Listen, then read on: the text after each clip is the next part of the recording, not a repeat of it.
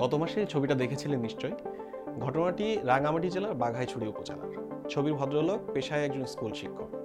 স্কুলের একটি জরুরি নথি পাঠাবেন উপজেলা শিক্ষা অফিসারের কাছে, অথচ মুঠোফোনে নেটওয়ার্ক নেই।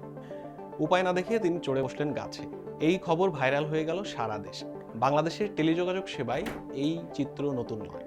দেশের দুর্গম এলাকাগুলোতে মোবাইল সেবা নিশ্চিত করতে এসেছে নতুন এক প্রযুক্তি। তার নাম ডাইরেক্ট টু সেল, সংক্ষেপে D2C। নতুন এই প্রযুক্তির মাধ্যমে কোনো ধরনের মোবাইল নেটওয়ার্ক ছাড়াই স্যাটেলাইট সেবার মাধ্যমে করা যাবে ফোন কল, দেওয়া যাবে SMS। মোবাইল অপারেটর বাংলালিংক সম্প্রতি এই পরীক্ষামূলক সেবা চালু করেছে দেশের কয়েকটি দুর্গম এলাকায়। এই কাজে তারা সাহায্য নিচ্ছে স্যাটেলাইট সেবাদাতা প্রতিষ্ঠান স্টারলিংকের। বাংলালিংক বলছে পরীক্ষামূলক এই কার্যক্রমের ফলাফল আশাব্যঞ্জক। তবে বাণিজ্যিকভাবে এই প্রযুক্তির ভবিষ্যৎ নির্ভর করছে দেশের নিয়ন্ত্রক সংস্থা BTRCর অনুমোদন। আর BTRC বলছে তারা আন্তর্জাতিক টেলিযোগাযোগ ইউনিয়নের অনুমোদন পেলে তবেই এর বাণিজ্যিক সম্ভাবনা নিয়ে চিন্তাভাবনা করবে। তবে বাংলাদেশে এই সেবা পরীক্ষামূলকভাবে চালু হলেও এশিয়ার দেশ ফিলিপাইন কিন্তু অনেকটা এগিয়ে গেছে। সম্প্রতি দেশটির একটি ভয়াবহ ভূমিকম্পের পরে গ্লোব টেলিকম নামে একটি অপারেটর স্টারলিংকের মাধ্যমে সেখানে মুঠোফোন সেবা নিশ্চিত করেছিল।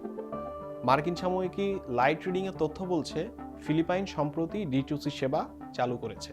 টেলিযোগাযোগ বিশেষজ্ঞরা বলছেন বিপদকালীন মুহূর্তে অথবা দুর্গম এলাকায় যোগাযোগের ক্ষেত্রে D2C সেবা একটি গেম চেঞ্জার হতে পারে। তবে বাংলাদেশে বাণিজ্যিকভাবে এই প্রযুক্তি ব্যবহার করতে এখনও কিছুটা জটিলতা থেকে গেছে। আন্তর্জাতিক টেলিযোগাযোগ ইউনিয়নের নিয়ম বলছে মোবাইল নেটওয়ার্কের জন্য যে তরঙ্গ ব্যবহার করা যায় তা স্যাটেলাইট সেবার জন্য করা যায় না। 2027 সালে ওয়ার্ল্ড রেডিও কনফারেন্সে এ বিষয়ে চূড়ান্ত সিদ্ধান্ত হওয়ার কথা রয়েছে। BTRCও অপেক্ষা করছে IoTর এই সিদ্ধান্তের উপর। BTRC বলছে বাংলালিংক যে সেবা এখন দিচ্ছে তা পুরোপুরি পরীক্ষামূলক। বাণিজ্যিকভাবে এই প্রযুক্তি চালু করতে হলে আন্তর্জাতিক টেলিযোগাযোগ ইউনিয়নের অনুমোদন দরকার। সেটি পেলে তবেই তারা এই বিষয়ে চিন্তাভাবনা করবেন। তাহলে কি দাঁড়ালো? প্রযুক্তি এসে গেছে, পরীক্ষাও চলছে।